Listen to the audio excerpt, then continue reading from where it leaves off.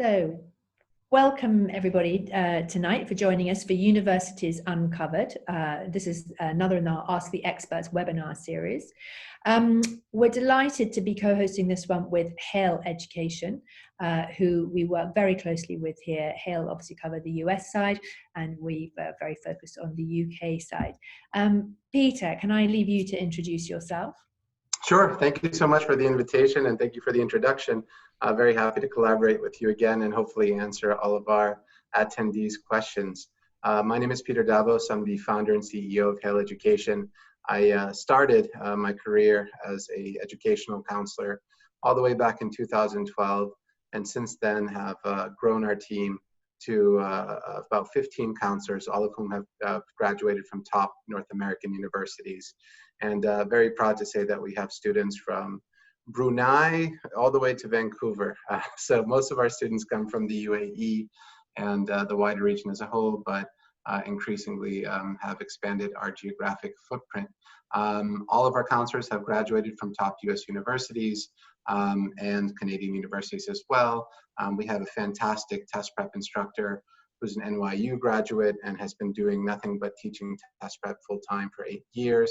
I'm very proud to say that our students have succeeded in securing acceptances to all 8 Ivy League schools over the last 2 years. We've had Stanford acceptances 7 years in a row, Stanford undergraduate acceptances, and our students have received over 175 million AED in scholarships over the last 4 years. So that's a little bit about Hale, a little bit about me. I completed my bachelor's degree at Johns Hopkins. I was very fortunate to study at in both the UK and the US. So I also studied at the LSE for a year. And then I completed my first master's degree at Oxford, and then my second master's degree at Harvard, where I graduated top of my class. So that's me. And thank you for having me, Fiona. Over to you. Fantastic to have such an expert here with us to kind of guide us through this minefield, really, I think, of, deciding between the US and the UK. And so I think, what's great about Hale and Carfax is that we're here to give a very balanced view of that. So just a little bit about Carfax. Carfax is an educational consultancy and tutoring agency. We've been established since 1997, and we have offices all over the world: Russia, Monaco. Here we've got 2 offices here, London, Oxford. We actually have our own college in Oxford, our own school in Oxford, which is our kind of mothership, if you like. I think what I'm particularly proud of, and I know Hale subscribed to the same view, is that we are here to offer unbiased and impartial advice. We don't work for any of the universities. We are here purely to work for the families and to ensure that the students find the best fit university for them. And that's what we're going to kind of talk about a lot today. And we're very much here to advise students from cradle to Cambridge, I like to say. So we're here for that whole education journey. A little bit about me. My name is Fiona Mackenzie. I graduated from St Andrews University, one of the Scottish ancients. I graduated with a degree in history of art and management science. One of the great things about Scottish universities is their modular degree and the ability to find unusual subjects to that. I have worked over the years to prep for universities, and it's certainly an exciting journey. I have 4 children, all of them been to either British or US universities, so I come at it from both perspectives. So I'm going to talk about why you might want to pursue education, higher education, what the differences are kind of between the UK and the US. We're going to look at university rankings. We're going to certainly talk about finding the best fit. And then we're both going to chat a little bit about the application process, how to finance university. That's the bit where I kind of guide with the opportunities for US funding. I'm going to help their students. So I'm going to just start by talking about why you might consider going to university in the first place. And I think what I would say is that any of the kind of top 5 or 6 of these, where you're looking to improve job opportunities or indeed your knowledge of the subject, you are looking to form something that's going to take you into a clear profession, those are really, really valuable reasons for going to university and very valid reasons. If you're just going because it's what everybody else does, it's just what you do next, or because your parents want you to go, or because you don't know what else to do, then I think it's probably time to kind of pause and reflect and really understand your motivations as to why you want to go on to higher education. It's an extremely expensive route to take. It's a very valuable route to take, but it's really important that you pick the right route for you, the right university, the right course, or indeed decide that there are other things you'd rather do first and then maybe think about university later. So these are the sorts of things we're going to kind of go through in a moment. So should we start off with kind of rankings? Peter, you're always very interesting on this. Yeah, I think it's very important for all of our attendees to understand that rankings lists are highly subjective. They're not objective by any means. They are published by different periodicals, and their only purpose is to drive traffic to their websites or to sell magazines in order to gain interest and try to inform or ostensibly inform parents and students alike as to which is the best university. You know, here at Hale, we definitely subscribe to a philosophy of fit, the importance that finding your proper home plays. Every student is unique, every campus is unique. Every student not only has academic interest, but personal interest. Is going to, you know, every student's going to thrive in a different environment. So to try to say that Stanford is not as good as MIT and to base that on rankings, I think is not a very good strategy. I think they're probably a good starting point, but I think they should be taken with a grain of salt, particularly as different rankings lists have different criteria. And you will see that universities like to, you know, reference the rankings list that ranks them most highly. So you'll always see that in their marketing materials. So just take those with a grain of salt, please. I completely agree. And I would say the same was true of the UK. So this is the one that people often go to, the Sunday Times University Guide rankings for the top 20 UK universities. It changes from year to year. There are lots of very familiar names in there. There are some that won't be so familiar. Lancaster, not everybody will have heard of, and certainly Harper Adams, which is an agricultural and business university, won't necessarily be somewhere that people are familiar with. But that's because these rankings are put together based on teaching quality, student experience, the research quality, the entry requirements, as well as graduate prospects, you know, how many students finish, the kind of staff student ratio and that sort of thing. So it is, as Peter says, really important to understand what the criteria are that are going into forming these rankings. And parents always come to me and say, just tell me what the top 5 universities are and that's where we'll apply. And it's just not that simple a conversation. It's all about what's the best university for you, for your subject, for your way of life, for your style of learning. And that's very much the kind of journey we go on with our Carfax students, is to identify those best fit universities for you. One of the things that I think is also very interesting is comparing the top 20 kind of university on those criteria, and then looking at this one. This is a grid that's been, a ranking that's been put together by top employers. So this is where they go to recruit. So we're talking about companies like Accenture, Allen & Overy, the law firm, PwC. Ooh, big. Sorry about this. We've just gone whizzing through because the slide has just taken off with a mind of its own.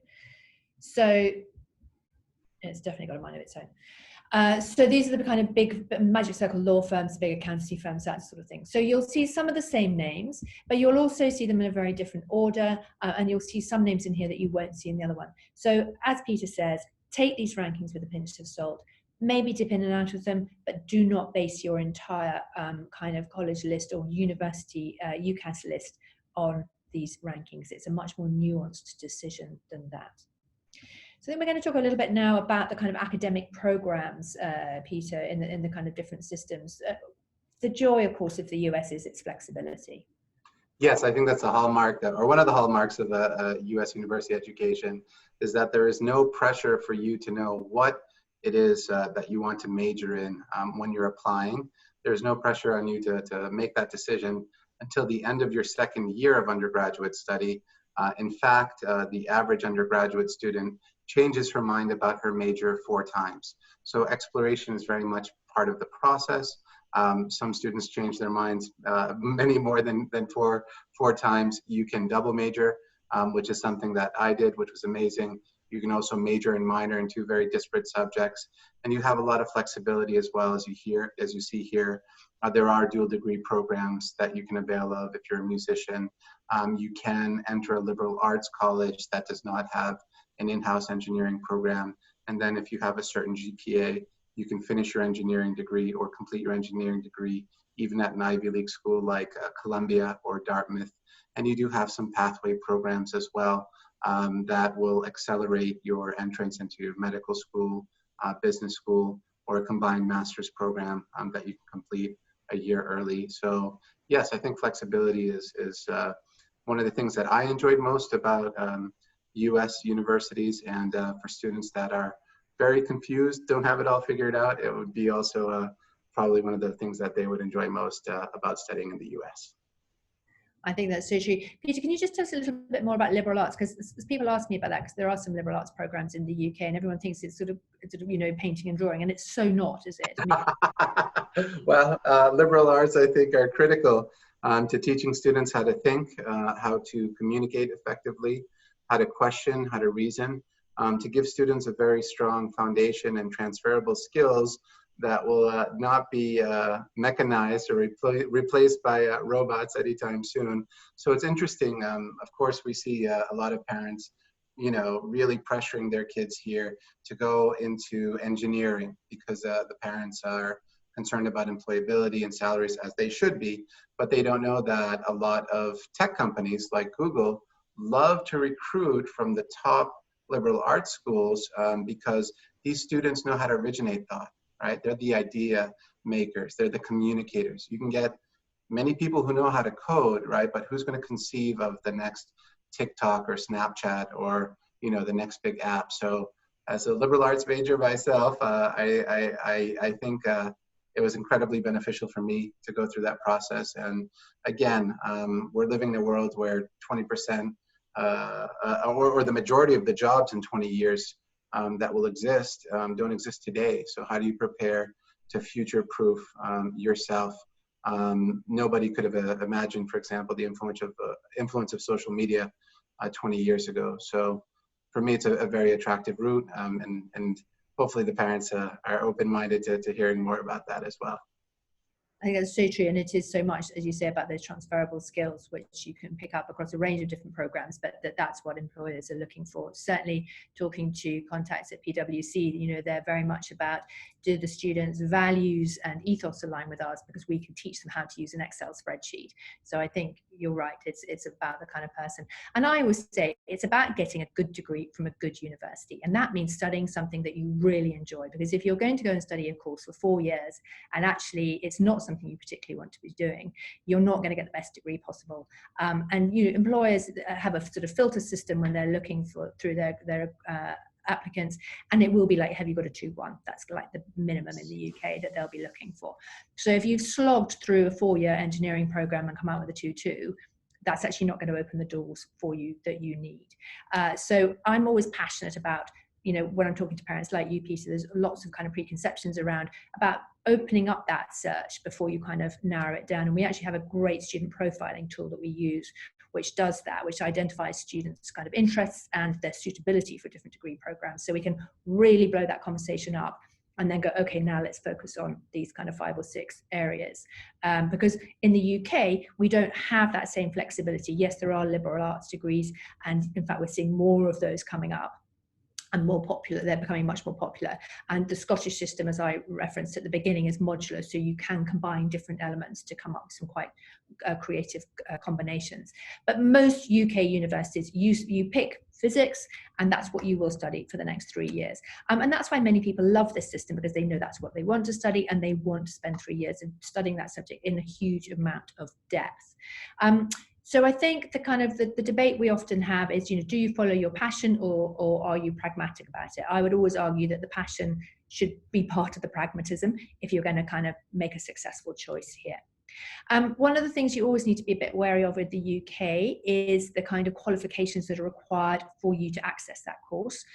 So the universities will publish their kind of grade requirements, and also the subject requirements that they need you to have as well. So, some will require you to have a maths GCSE at a certain grade, or some Oxford and Cambridge, they're looking for all A's and A stars at A level, or they're looking at kind of 40 plus points at IB. But others have a lower kind of entry boundary, and they may have perfectly great courses that it's definitely worth exploring. So don't kind of be guided too much by the entry requirements, but you do need to make sure that you're kind of in the ballpark for those when you're making your application. I think other things you need to talk about in the UK or think about in the UK is the kind of career pathways where these kind of might lead you. Obviously, there are some courses that are very, very vocational. Law and medicine are two that spring to mind. And you also, I think, need to think about assessment criteria. I'm sure we'll come on to this a bit more in FIT, but I have students who come to me and they say, I really hate terminal exams. I'm so bad in exams. I'd much rather be doing somewhere where there's continual assessment. Well, there are universities that offer that. So it's about kind of understanding what is going to make you the best possible student and then finding a university that's going to support you to do that. I always say when you're choosing a university, once you've identified your course, look at the faculty. Who are they? What research are they doing? What sort of directions will they be able to take you in? So when you're choosing the UK, it is much more about being subject specific. You will have large groups sort of teaching and then small group seminar teaching, but it's very much about the specialism rather than the kind of variety. This one's always an interesting one too, isn't it, Peter, about where to go to university? Right, I think it's just as relevant in the US as it is in the UK. I think too many times students and parents alike look at only the university's reputation or its rankings or the strength of the academic department that the student wants to major in, but they don't think about implications of geography, right? What are the opportunities for you to secure internships? What is the cultural scene like if you live in a gateway city like in New York or Los Angeles? Transportation, going back and forth, infrastructure, cultural offerings that extend beyond the university campus, the architecture, the feel, the culture. So thinking about setting through a holistic lens, I think is incredibly important, because you are going to live there for 4 years, right? In the States, it'll be 4 years. It will be your home, you know. Public transportation accessibility, weather, all of these factors matter. And I don't think students pay them enough attention. And they will say, oh, I don't mind New England winter, but they've never lived through one, you know, or I don't mind being 3 hours away from a major airport until they take the bus from the airport, you know, to the campus. So I would just encourage students to think about the university as a whole, including its setting and its physical, not only its location, but its infrastructure, and how does it connect to the wider community around it. I think that's such a good point. And I'm having a very interesting discussion with one of my students this year who has an offer from UCL in London, top London university, great course in economics and management, or St Andrews, where he has also got an offer to read management, and the course there is hugely highly regarded. So, but it comes down to a lifestyle choice. You know, the courses are great in both places, but does he want to live in London, in the hustle and bustle of London, really dynamic, lots of access to kind of extra cultural activities, great kind of networking in businesses and things, but actually potentially quite a lonely existence, because you'll be living in some accommodation with a bunch of students who aren't necessarily at your university. You'll be commuting into your course, big kind of intake of students, huge university. I think there are upwards of 30,000 students there. How will you make friends? How will you kind of break that down into a kind of small working living environment for you? Whereas St Andrews, of course, very small town, only 6,000 students, slightly smaller course, very manageable, very navigable. You'll be in a hall of residence. Everybody else will be at St Andrews. So it is two very, very different lifestyles. So he's having a real dilemma at the moment as to which one is going to be the best fit for him. He sort of likes the course at one and the lifestyle at the other. So this is such an important thing, and it will really impact on your happiness at university, where you are. Because if you find you're on a campus that's miles from anywhere and you'd expect it to be able to kind of walk to the nearest cinema, then you have a problem. You know, if you want to kind of, you know, pop out and get a McDonald's, then don't go to somewhere like Lancaster University, which is, you know, miles out of a town. But if you love hill walking, perfect place to be.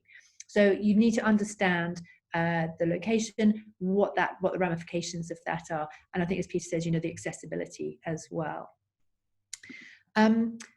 I think one of the things that universities do so much better these days, certainly than since when I was at university, is the learning beyond the classroom. Peter, do you want to tell us a bit about, what happens in America? Yeah, I'd say through personal experience and observation, most learning happens outside of the classroom. So in the States, the average student will be enrolled in about 15 hours of classroom time in university, which really isn't that much. So there is a lot of work that's happening outside in small groups. There is a lot of opportunity to conduct research. There is the opportunity to engage in a co-op program, which compels you, or the university helps place you in a paid job experience of your choosing, so you can apply what you've learned in the classroom to the real world. In the US, studying abroad is becoming increasingly more popular. Some universities now require you to study abroad as part of your education. So there are all these opportunities, internships, et cetera, for you to learn beyond the classroom, which is, I think, in many ways, some of the most rewarding experiences that you can have as a student. I think that's so true, and I think that's one of the things that is concerning students this year. Is going to university when it's going to be a sort of blended learning potentially program.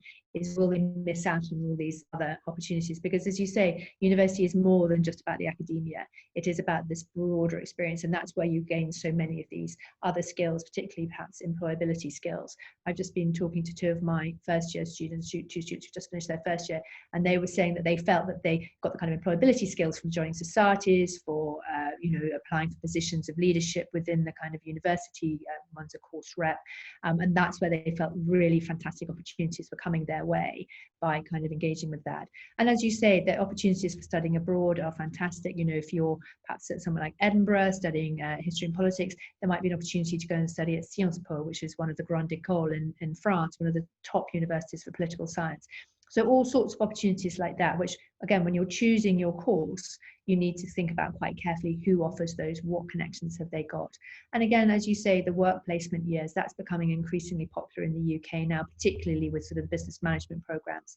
And a year in industry enables you to put into practice all the things you've just learned, and then you go back for your final year and kind of you can then pull it all together in a dissertation. And that makes you very employable because you've got genuine skills and you've got some experience already on your CV. So all of these are things that I think we would both counsel students to think about beyond the kind of academics. Now, this is always the kind of challenge, isn't it? Finding the best fit.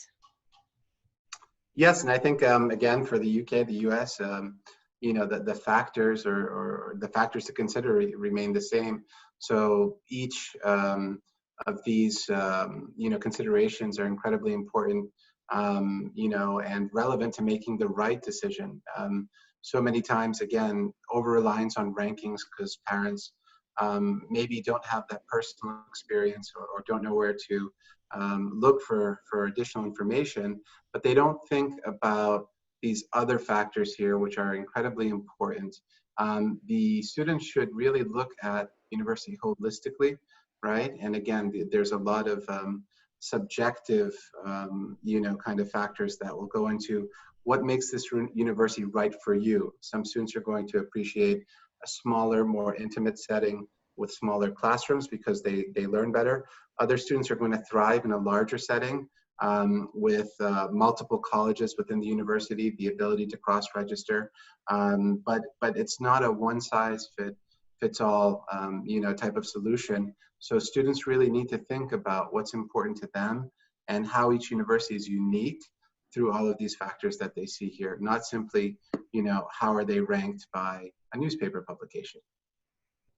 I completely agree. And I think with all of this, it's about talking to experts like us and, your team who've been at some of the top universities, and similarly with our team, we can draw on that expertise and, we can connect students with, prospective students with ex-students to say, if you want to know what it's like, have a chat with these people because they can tell you what the campus culture is like in Cambridge as opposed to Oxford, for example. And there's a lot of information out there, but it's how do you wade your way through all of that information? I think that's where we can really help students to sort of distill down what's going to be important to them and then how to guide them in the kind of right direction. But it is crucial to, all the things we've talked about, in terms of your academic choices, your location choices, into making that experience the kind of best possible experience it can be for each individual student. Now, this is always a hot potato, Peter, isn't it? The acceptance rates, because it's they keep plummeting. This information is a little bit dated, but if we extended it out to today, you'd see that it's on a downward trend. So essentially, the top 20 universities in the United States, do not have the capacity, to add additional space to welcome more students. So the number of freshmen that they can admit remains relatively static. However, the number of applications, particularly from abroad, continues to increase every year. And if we brought this back even more, 5 years or 10 years, you would see an even more pronounced drop due to the fact that more international students, particularly from China and the subcontinent, as well as Korea, have sought to pursue their higher education studies in the US. It's become more affordable. It's become more of a realistic option for them.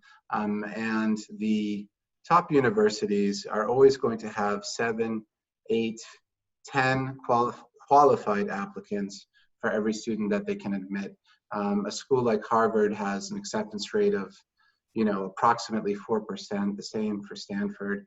It's absolutely mind-boggling, and I don't think you're going to see a reversal of these trends at the top universities. Other universities, yes, may suffer from enrollment issues or may have to loosen their acceptance rates or loosen their expectations, lessen their expectations.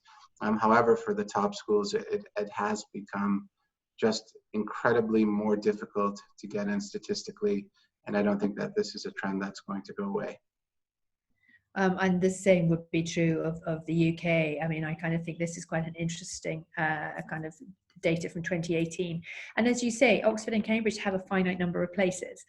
They can't expand that any further. So, the increasing number of students, we were at 21,000, just shy of 22,000 for Oxford in 2018, and just shy of 20,000 for Cambridge. But they only have 3,320 places for undergraduates. That's it. And within each course, they have a limited number of places per course as well. So I always say to students when I'm talking to them, if you've got an offer from one of these places, you have done really well, because it means that you've already beaten off the odds to kind of get down into that kind of, in some cases, 10% of the students who have an opportunity to go there. And I think people don't always appreciate just quite how competitive it is, because, you may be performing at the top of your class in your school, and that's fantastic, and you may be super bright. But when it comes to these top universities, all the applicants are super bright, and you're up against a very, very competitive field. So all we can do is to help you to be as well prepared as possible. But certainly it's not a shoo-in, and we have a great track record with Oxford and Cambridge and medicine, which are probably the UK's most competitive ones. LSE also, and Peter, I know you have a fantastic track record with the Ivy Leagues. I think just here, this is just a kind of follow up for that. These are the acceptance rates for some of these universities. And you will see, as Peter said, the top universities very competitive, but as you kind of look at other alternatives and other opportunities, there are ones who take a much wider range of students. So there's definitely a course for somewhere, for everybody at a university. It's just a question of balancing what you're looking for with the kind of entry requirements and the competitive levels. I think the other thing just to mention in the UK is that Oxford and Cambridge, you can only choose one or the other. Otherwise, you'd have the nightmare of 40,000 students applying to each university. This would not be practical. If you're applying to veterinary school, there are only 7 universities that offer that in the UK. By definition, that makes it a very small pool of students they're taking and a large number of people who apply, so that's tricky. PPE, politics, philosophy and economics, again, quite an unusual course, and only 15 or 16 universities offer that currently. Medicine, there are only 36 medicine schools in the UK, again about 23,000 students apply for about 8,000 places. But if you want to do law or English or engineering, loads of universities offer that, far more kind of availability and a wider range of options there. Now, this is the bit that I always kind of find very interesting, because this is where there's a lot of confusion, isn't there, Peter? I have people coming to me and saying, oh, I can just use my American personal statement for UCAS. I'm like, no, you can't. Absolutely not. I mean, in the US, we have the Common App, which I think approximately 700 universities use now. It's a streamlined portal, so you can apply to many universities through the Common App. However, you can apply to all of them through the Common App. Many of the state universities have their own application portal, most notably the UC's, the University of California system. And the Common App is also different from UCAS. UCAS, you have a limit of 5 universities you can apply to. You can apply to as many universities as you'd like through the Common App. However, you should not really apply to more than 12 to 15, depending on how competitive your college list is. You do have one Common App personal statement that is common to all the universities, but each of the universities will have also school-specific supplements, additional questions and essays for you to submit. Stanford has, I think, 14 additional pieces of writing just for that one university. It's very laborious to go through the competitive schools applications process. And the good thing to know about the Common App is that the universities that are on it, all universities in the States, do really care about who you are as a person. They ask many questions about how you've spent your time over the previous 4 years, your summers, your extracurricular activities, your leadership experiences. So it's not just about inputting biographical information, but it's about giving the admissions officers a very holistic insight into who you are as an individual. So in contrast, the UK system is relatively straightforward. We have the University Central Admissions System, UCAS. It's all online. You choose your 5 universities, as Peter said, 4 if you're doing medicine or veterinary. You state your degree subject, you upload all the documents that they require, and then they send it off to your universities. So that sounds very kind of easy. The difficulty is that you need to be very convinced about your 5 choices before you get to this point. So in a sense, when you're doing the UK, all the research is front-loaded. You have to have picked your degree subject, your course, and make sure it's all kind of aligned across the 5 universities. And by the time you get to submitting your UCAS, then you need to have done all of that research. Whereas I think, Peter, because you can apply to lots of different universities, you can take a much more sort of scattergun approach, can't you? I think, because you can do different courses at different universities, where in the UK, it's really very, very targeted. So you need to have done all that narrowing down before you get to that point. I think they're kind of there are different components as well, aren't there, that vary somewhat between the 2 systems? Yes, I think in the States, of course, your academic record, not only your grades, but how rigorous your curriculum has been. What courses have you taken? For example, did you take history or did you take geography? Did you take physics or did you take eco studies?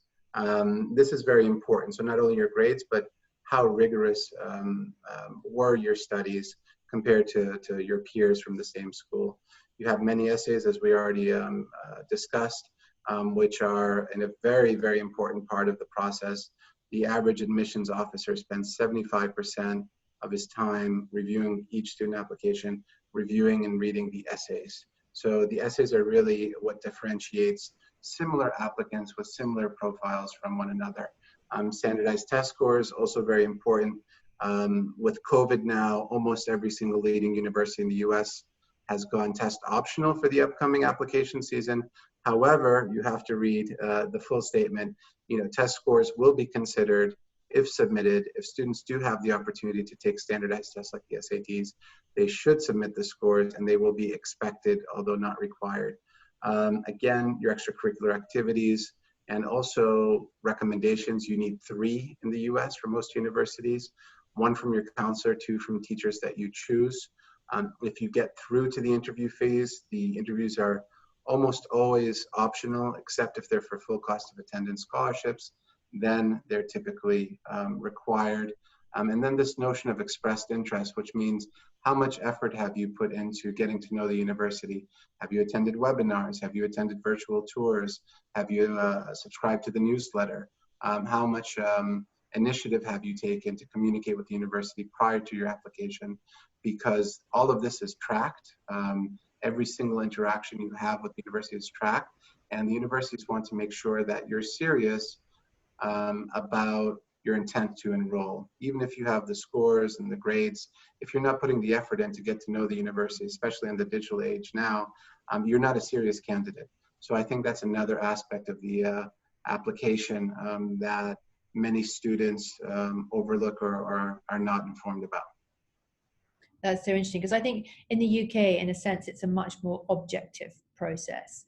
It'll start off with when an admissions tutor gets the kind of application, they will look at your grades, which would generally your predicted grades, because obviously you won't necessarily have taken your exams by that stage.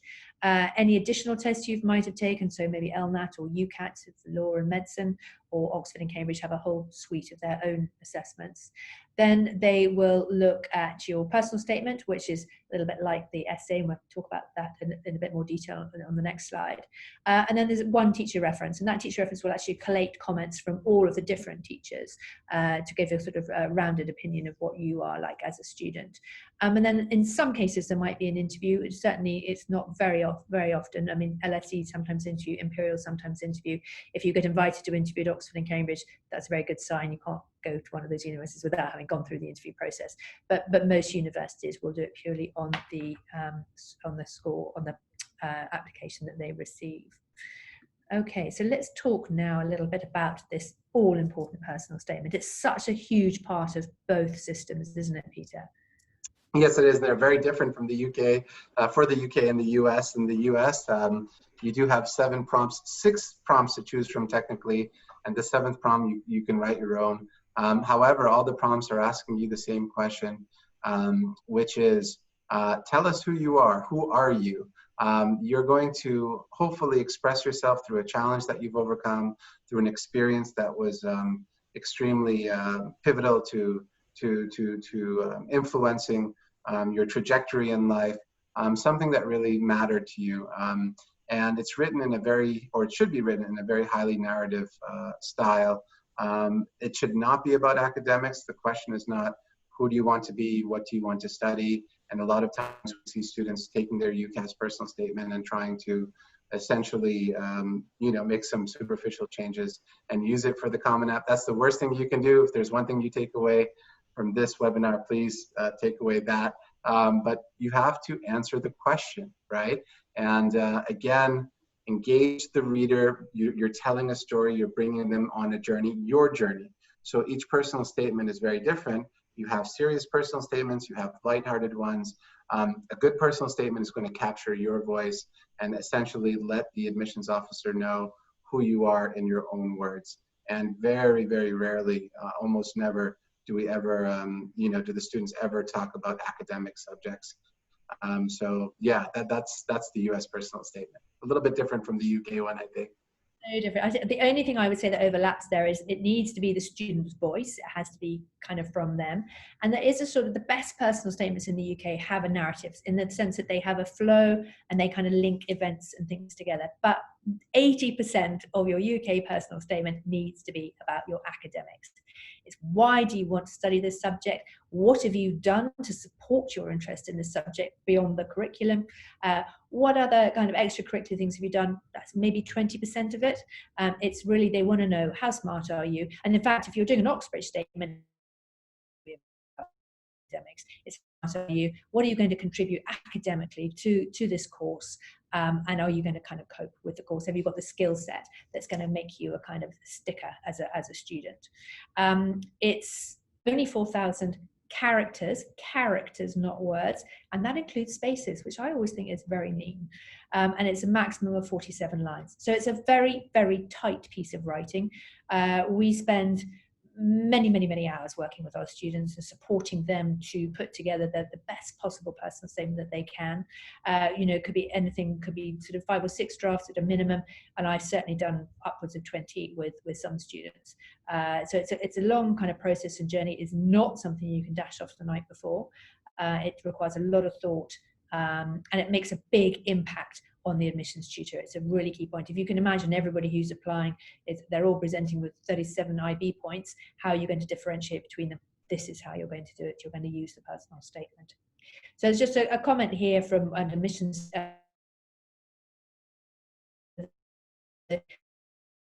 interested in the subject, and they've developed their skills and abilities outside of academia. Those are the kind of the two key things they're looking for, all in 4,000 characters. Now the deadlines, we often work with people. There's always a bit kind of stress point as to which one is going to kind of, which applications have got to be in when and where their priorities are. So talk us through the US one. Yeah, there are 2 rounds of deadlines for the US typically. All the Ivy League schools, for example, have the early round, and then they have the regular round. Now, there are two types of early admissions. There's early action, which is non-binding, which means that if you submit your application by November 1st, sometimes a bit earlier for schools like Georgia Tech, which the deadline is October 15th, but then you're informed by October 15th. And then you have early decision, which has a similar timeline, similar deadlines. However, that is a binding agreement that you enter into with the university that states that if you are accepted, you will rescind your applications to all other universities. So that's a big decision to make if you're applying early decision. Early action, not so much, but early decision, very serious. Some universities, like the UCs, again, UCLA, UC Berkeley, have only one deadline. It's November 30th. If you miss that deadline, you cannot apply until the following year. I think a lot of people are very surprised as to how early that deadline is. Every year I get students who say I want to apply to UCLA, and they come to me in January, and I'm like, it's not possible. We have to wait another 10 months now. For the regular decision deadlines, typically it's early June, June 2nd, June 3rd, and then you're informed by April 1st of all university decisions. You then have 1 month until May 1st to submit your deposit at the university in which you intend to enroll in. Yeah, so it's quite a kind of clear process, isn't it? And similarly with the UK. So I would always counsel students in the kind of May, September of the year before entry. So your kind of year 12 year in the UK system, your grade 11 year, that you should be doing all of your research at this point. Because as I said before, by the time making the application, you need to have chosen your course and your universities. So in September, well, actually in July, the actual UCAS application opens. So you can actually you can fill out your form in and then submitting your form from September onwards. September the 6th is when it opens this year. If you're applying to Oxford, Cambridge, medicine, dentistry or veterinary, your application has to be in by the 15th of October. That is a hard deadline, 6 p.m. that day, UK time. Miss that, you've missed the application cycle for the year. No negotiating that. If you come to me on the kind of 16th of October and say you want to do those things, it's too late. You have to wait for the following year. All the other courses, you've got until the 15th of January to submit your application. I always advise leaving it to that late, because then you're kind of in a bunch of people who are just kind of shooting them off. So it's better to kind of time it well. Universities have until the 31st of March to complete their offers. So you should have heard back from all of your universities by then. And then the students have until, well, normally it's kind of early May. This year it's been extended to the 18th of June to make their decision. And in the UK, you choose a firm offer and an insurance offer.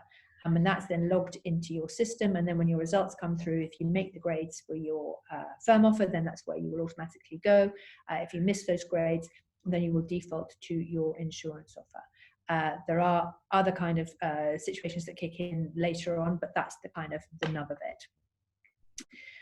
Peter, you were talking earlier on about the kind of the way the testing system's been impacted this year, but in a normal year, what would the kind of testing system look like?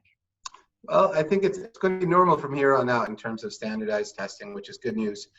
So both the SAT and the ACT are going to be offered, 5 times for the SAT and 4 times between July and December. So students will have the opportunity to take these exams.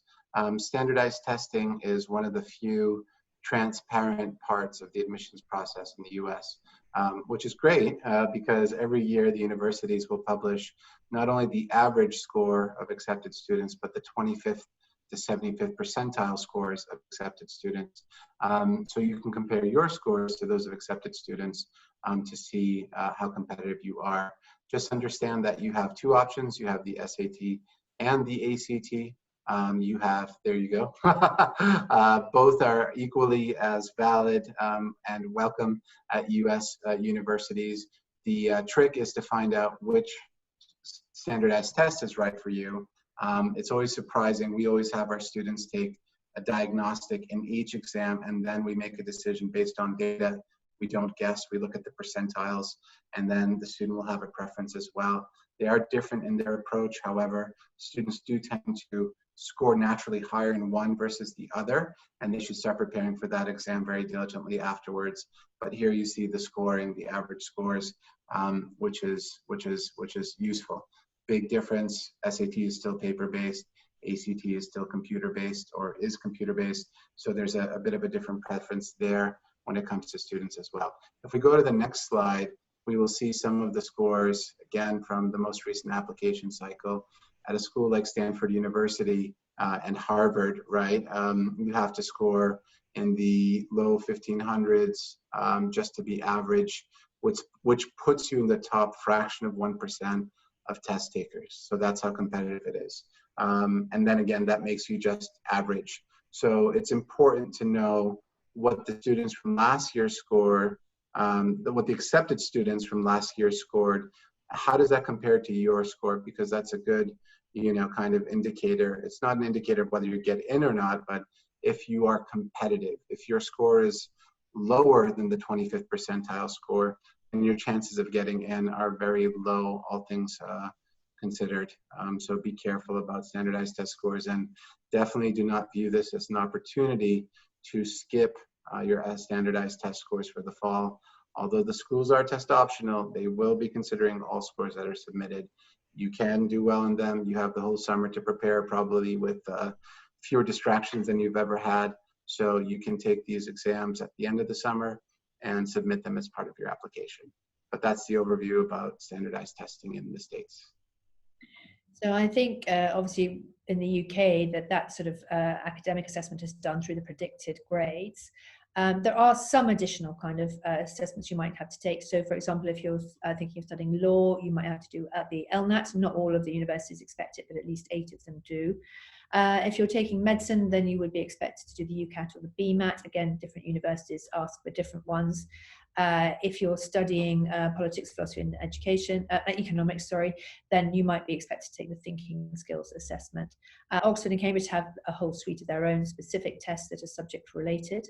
I think the other thing to mention is that they do take into account GCSE results. So those students who have done GCSEs, that will be something that universities will take into consideration when they're comparing your GCSE results with your predicted grades. So for example, if you got a kind of slew of B's and C's, but you're being predicted A stars at your A levels, then they'll kind of, the teacher's reference will need to explain why that jump is kind of feasible.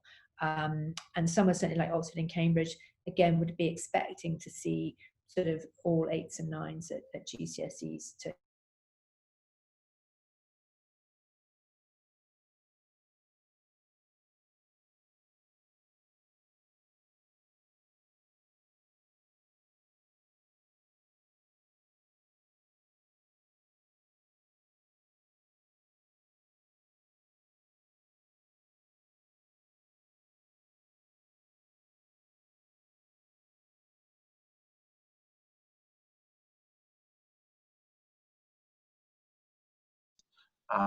in many ways. Fit is very important, both from the perspective of the university and from the student. Recommendations also and the interviews are going to round out the process to give the admissions officer hopefully a very insightful and comprehensive picture of who you are as a human being as well as a student. So I think in the UK, it goes back to kind of, the differences again. It's really so much of this is about your kind of academics. So it's about your exam performance, your exam predictions. It's about any additional scores that you're presenting from the additional tests. Obviously your personal statement, and that's where you have a chance to stamp your personality on this application and to really convince the admissions tutor that you are the person they want on their program. And in that you would include, as I said, elements of what you've done that would give you skills that will make you a good student, but predominantly it's going to be, again, about your academics and things that are relevant to what you want to study. And then your school reference. So those are the kind of key applicants, and if all of those line up and you've chosen the right universities, then you should be absolutely on track to get your 5 offers in the UK. So we're just going to now look at how about financing your education, Peter, because I think in the UK that's somewhat different. Yeah, well, good news, bad news scenario here. So the bad news is that U.S. universities are very expensive compared to their global peers. But the good news is that there are incredible amounts of scholarships available, particularly to talented students. So we've been very successful in helping students secure significant scholarships. The average Hill student who seeks scholarships in dirhams of 2.5 million dirhams in offers. There are quite a few universities, and we have students every year who secure total cost of attendance scholarships, which also cover accommodation, travel, books, food, in addition to tuition. So that's exciting. And there are about 25 universities in the US that have the financial ability to treat international applicants the same as domestic applicants and meet their full demonstrated financial need, whatever that may be, wherever they may be from. So many of these students, none of them take out loans. The university pays for all of their expenses as long as they can get in. So you have three types of, let's say, financial resources available to you. You have your merit-based scholarships, which are awarded irrespective of your nationality or family income. They're awarded based on your merits. You have need-based financial aid, which is based on your family's ability to pay. Some universities, such as Yale and Princeton, have very high thresholds for what they consider to be needy. So even students who come from families that are making $250,000 a year or more are still considered needy at those two institutions. And then you have your athletic scholarships as well, which are very difficult to get. There's a lot of misinformation out there in terms of how easy it is to get an athletic scholarship. We did have a student 2 years ago who received an athletic scholarship for baseball. He was literally the only student outside of North America to receive a baseball scholarship to play Division I athletics. So yeah, those are the different kind of aid options available to you. So when you look at how expensive it is to study at a university, know that you will not have the full information as how expensive it will be for you until you secure your acceptance, which also has your financial aid packet and any scholarships that you have received. So just be aware that that's the case in the States. Do you want to just touch on the visa process as well, Peter, whilst we're at sort of... Sure, yeah, that's the absolute last part of the process, that after you've been accepted, you submit your deposit, you're issued, you register in the SEVA system, and then you essentially go to have your visa interview at the consulate or the embassy. It's a pretty straightforward process. The visa interview usually lasts about 2 minutes. As long as you have all your ducks in a row, it should not be a problem, and that's the final step. After you've been accepted and submitted your deposit, and you are good to go once you get your student visa. Then that's when the excitement really kind of kicks in, I think. In the UK, we have a sort of two-tier system here. Tuition fees if you're a domestic student or you're coming from the EU currently. We're still a little unsure about what Brexit will bring on that one. Your fees are capped at £9,250. Regardless of what course you study, you can be studying medicine, you can be studying ancient Greek. Your fees will be capped at 9,250. Some universities charge slightly less than that, but that's the average, and that's the most they can charge. If you're an international student, however, the fees can vary significantly. They can start, you can see the range kind of here. The humanities courses generally are slightly on the lower end of the scale, but if you're studying a lab-based course or you're studying medicine or engineering, then that would be towards the upper end of the scale here. So it's worth just being aware of that. And I would love to say there's lots of scholarships available, but that would be a lie. There is some funding, but it's very, very minuscule, and it's not generally widely available. I mean, at Oxford and Cambridge, there are things like organ scholarships, but it's quite niche. I think one of the other things about the UK, I get asked a lot, is about home status. Who qualifies to be a domestic student or a home student, and therefore the lower fee band? It's actually done on where you were born and where you're living at the time you make your application. this will obviously all be on your application form. It'll say where you're being educated and that sort of thing. And when you actually make your application, you don't know whether you'll be classified as a home status or an international student. Once you've made your application, the universities will send you a form, a fee status questionnaire, if they think that you might potentially be an international student. And obviously for most families over here, based here, the children are educated here, that's quite a likely scenario. You are then obliged to fill that form in as honestly and openly as possible, and then the university will make a decision based on the information there. The temporary absence, this is really where most families from here, and I haven't had a family yet where we haven't managed to secure them home status, but it's not predictable. If you are out of the country on a temporary basis, and we all are here because we're all temporary residents, we can't be citizens, then you may have a very strong case for being a domestic student, if traditionally your home base would be the UK or indeed the EU. There are all sorts of kind of caveats to that, but that's the general rule of thumb. In order to kind of demonstrate home status or to prove home status on the fee status questionnaire, these are the sorts of pieces of information you may find valuable to produce. So passport stamps going in and out of the country, maybe copies of flight tickets. I mean, we certainly had a family last year where we had to list every single flight that the family taken in and out of the UK for the last 10 years. So, you know, make sure you've got records of that somewhere. In fact, most of the airlines, I think, have that information stored. You know, I find that, you know, photos of your children on the beach with granny growing up, that can be used as evidence. Car hire statements, visa and bank transactions. Obviously, if you still own property in the UK or you pay any tax there, that is also very helpful and valuable as well.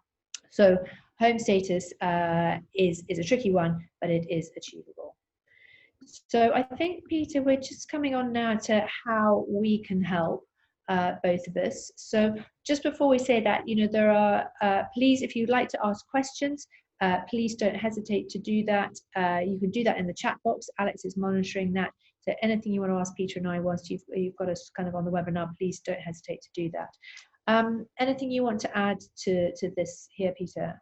No, I think it's important to understand that I think both Carfax and Hale, we're here to serve as mentors first. I think the big misconception is that we only help with the applications, the process, but in order to be a compelling applicant, there's a lot of guidance and preparation that goes into that process. So I would encourage students and parents alike to think about this earlier and not just a few months before the deadlines for the university applications.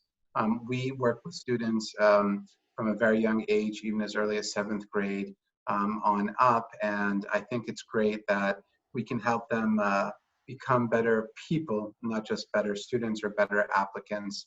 And it's extremely fulfilling to help them grow through extracurricular enrichment, through meaningful summer opportunities, through, you know, developing a love for reading, etc. So I think it's really incredible that, you know, the students go through this process, or beneficial that the students go through this process, not through just the lens of, well, you know, these organizations help me with my applications, but what else we can do for you is, I think, just as important as going through the applications themselves. I agree, and I think it is that mentoring role, and that kind of building the relationship with the family and the student, and ensuring that you've guided them onto the right path. I think, you know, as I mentioned, we have our student profiling tool, which we find particularly helpful for students who just don't know what they want to do. We can help narrow that selection down and start research in a kind of focused way. We like to see our students really in the year 11, so we can start guiding them for their IB and A-level choices. You know, what breaks my heart is when somebody comes to me to say, I'd like to study economics at LSE. They say, well, have you got further maths or higher level maths? No. Well, then it's going to be very, very challenging for you to be considered as a competitive applicant for LSE. So we really like to get involved sort of, you know, before those crucial subject decisions are made, so that we can make sure that you're keeping the options open that you are interested in. So exam options, degree selection, obviously university choices. We do a lot of personal statement support, which, as Peter says, is much about the kind of application process. But generally, we will have been developing a relationship with that student a long time before that, and helping them to build up their profile and their kind of personal range of experiences.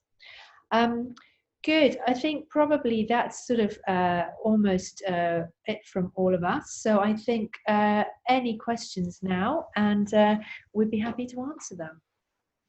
Yes. So someone on our social media has been asking if there is any advantage to having family members at a university, because I know that in the US this tends to be a slight advantage, but I'm not sure if in the UK this is a similar thing. Peter, do you want to start with this work in the US? Well, it depends on the university, and it depends. It could be a massive advantage. It depends not only if your parents have graduated from that university, but how active have they been since they've graduated in giving, okay, and donating their time, if not their money. Those factors play a very large role as well. Have they graduated from the undergraduate division, or do they hold a master's degree from that university? But simply having graduated is not going to make an impact.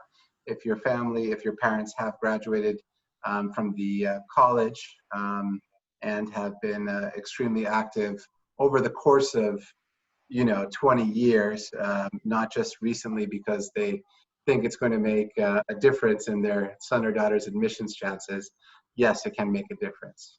Johns Hopkins, where I hold my undergraduate degree from, actually eliminated the legacy preference in admissions just 3 or 4 years ago. Very quietly, they did that. So now, the children of Hopkins alums don't get preferential treatment.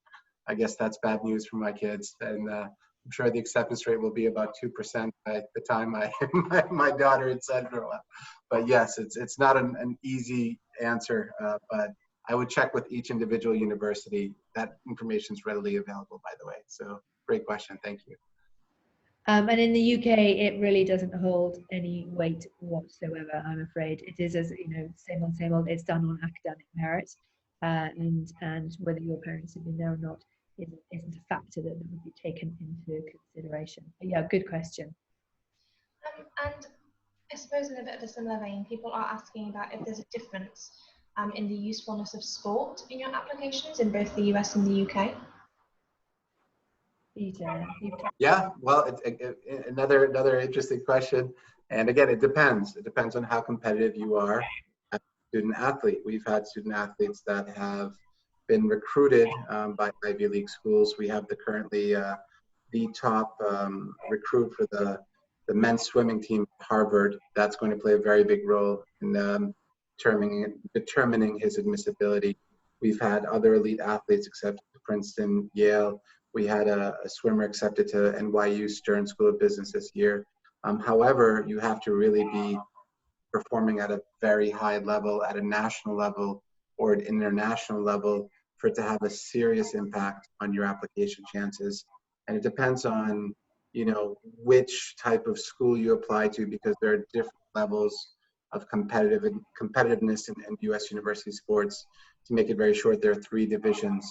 So you may be attracted to a Division III school like MIT, but you may not be attracted to a Division I school like UC Berkeley. So yeah, you have to be on top of your game, and the better you are at what you do, then the larger role sports will play in the process. Yeah, I mean, in the UK, again, it's about kind of academics. If you are a strong sportsman, that will be of interest to some universities, but the primary kind of distinction will be, are you going to cope academically here? Oh, great, you're a great sportsman. And in some cases, they will offer you scholarship money as a sports person to come. It slightly contradicts what I said earlier on. It won't be massive, but you wouldn't know that until you've been accepted. But again, it would only be exceptional sportsmen, and it would only be universities for whom that is a priority. So there's a very good, the Bucks League, which actually ranks all the UK universities according to their sporting achievements. It's a competitive league. And if you are applying to universities that feature highly in that, then sport might be attractive to them, but it would primarily still be about your academic kind of prowess. What if you're a rower, Fiona? If you could row for Cambridge or Oxford, does it make a difference there? Well, funnily enough, I've got students who are excellent in all sorts of sports who have asked me exactly that question this year with reference to cricket and swimming. Not in the way that it used to in the old days, put it that way. Very good. Good to know. I was going to pick up rowing, but now I guess I won't.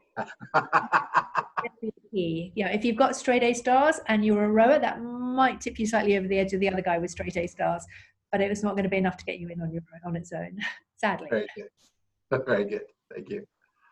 And someone else is asking about work experience and the emphasis that the UK and the US application system kind of put on this. If they see it in an application, does it make a difference? I know that in the UK it tends to be quite a well looked on thing to have some work experience on your CV.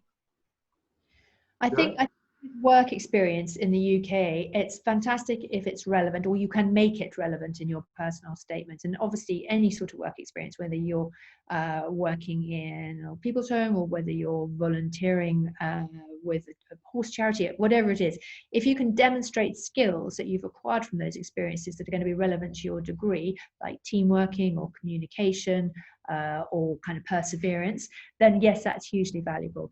Particularly with dentistry, veterinary and medicine, there is quite often a kind of a requirement for you to have done some work experience, not least because they don't want to kind of take on a medical student who is going to faint at the sight of blood. You know, it's good to have done that work experience and understood what that job's going to involve before you commit yourself. Similarly with law. So I would say any sort of work experience is valuable, as long as you can make it relevant to what you want to study and how it's going to give you supporting skills in certain areas, as I say, like kind of law, business and finance, maybe also medicine and veterinary. Then if you've got relevant work experience, it will make your personal statement that much stronger, because you can demonstrate that you have an understanding of it already. However, universities would not discriminate against you because you haven't got work experience. That would be very, very unfair, because not everybody's in a situation to do work experience. So it would not be a discriminatory factor. Yeah, I would say in the States too, or for US applications, you know, it's important, you know, to have work experience that's part of your narrative, work experience through which you've learned something. You know, interning at a big multinational corporation is not going to impress anybody if all you did was get coffee, make coffee and make photocopies, right? But even having a job like working as a lifeguard could be something that's very interesting, or babysitting, right? Or coaching. You know, it depends. How does that experience fit into your narrative, and how did that experience help you grow? Those are the important questions that the university's admissions officers are going to be asking. Yeah. And then I suppose the last one is, how does the teaching style differ in UK and US universities? Oh gosh, that's a good one. I would say the UK, because it's kind of very specialized, you will be taught by kind of subject experts by and large. But in terms of the kind of teaching style, so let's take Warwick for an example, the business program, they're a very highly regarded program, very competitive to get into. You would have 12 hours of contact time roughly a week. So that will be in lectures, that will be kind of 300-400 of you, and then about 4 hours of small seminar group teaching. So that might be anything between sort of 12 and 25, where you actually sort of almost get to the kind of nitty gritty of it.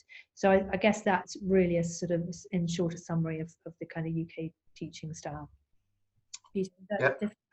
Yeah, I think teaching styles vary, you know, among universities, colleges. You may have a tutorial style approach at Williams, as they do in Oxford and Cambridge, or you may have massive lectures at UC Berkeley with 800 students, you know, sitting in introduction to macroeconomics.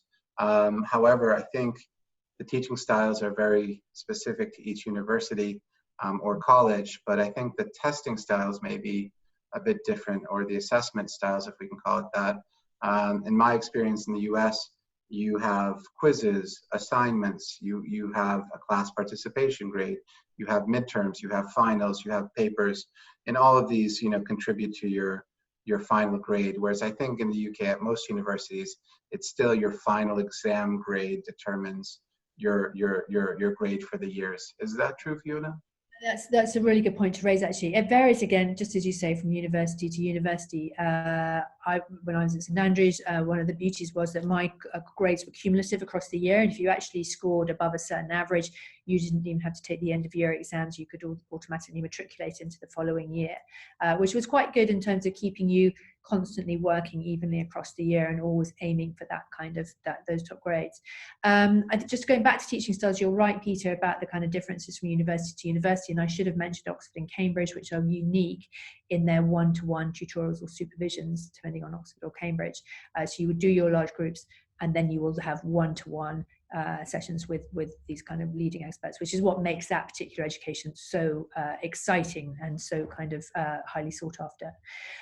But in terms of assessments, so some universities, it's all about the final exam. Others, it will be the first year exam will count for 20%, the second year will count for 30%, and then there'll be 50% weighting at the end. So it really does vary from university to university. But I think, as we sort of said earlier, it's really important to find an assessment system that's going to allow you to shine. And if terminal exams are not your thing, then look for a course that offers you more of a balance between kind of dissertations, coursework, and exams. But it's not nearly as regular, the testing, as you described, Peter. I mean, I certainly, having a daughter who's been through the American system, I was amazed at the kind of the constant sort of assessing of the student and how that all adds up. I mean, in the UK, you do get kind of registered. Some universities register you for lectures, others don't, but it may or may not count against you. So there's an opportunity to cruise if you want, but if you don't pass the exams at the end, then either you won't get a great degree, or if you fail your first year exams, you won't, you'll get kicked out. So you have to own your own learning, and you have to be self-motivated to achieve your goals. Awesome. Thank you very much, guys. I think that's everything for the Q&A. I will leave you to wrap up. Thanks, Alice. So just a kind of final word from me. As I said, this is part of our kind of webinar, Ask the Experts webinars. We have another one tomorrow night where we're going to be talking about what it's like to start at university. And I'll be chatting to two first-year students who've just finished their first year at St Andrews and at King's College. And they'll be talking about what they wish they'd known this time a year ago, and the kind of top tips that they found for making this year a success for them. We've also got ones coming up on about what to do with your summer. Peter and I were chatting beforehand about how many families are going to find themselves summering in Dubai, which might be a first for many. And there are all sorts of exciting creative ways that you can actually make that summer productive for you. So we're going to have a webinar talking about that. And then we've got another one which is talking about supported learning and kind of personalized learning. If you're interested in finding out more about us, here's our website where we've got a blog. Our latest newsletters, in fact, just gone out. We've got some podcasts that we've been doing, information about all the other kind of services that we offer. Peter, I think you also have some other things you'd like to tell us about. Yes, we have a weekly webinar series featuring one of our high achieving students. We've had students who have been accepted to Stanford, Wharton, NYU Stern School of Business, and a few others that have appeared on the webinar. Tomorrow we have Mehdi. I'll be hosting that every Wednesday at 5. You can Zoom in. Mehdi was accepted, I think, to 15 universities. She was accepted to Johns Hopkins. Very hurt that she's not going there. So please join us for that webinar if you have the time. It'd be great to see you there. Thank you, Peter, so much for joining us today. It's been lovely to kind of chat about the similarities and the differences, and how to help you students find the best fit university for them, whether it's the UK or the US. And thank you all in the audience for joining us as well. It's been a pleasure to have you with us. If you have any further questions or queries, please don't hesitate to contact either Hale or Carfax. Have a great evening, everybody. Thanks. Thank you.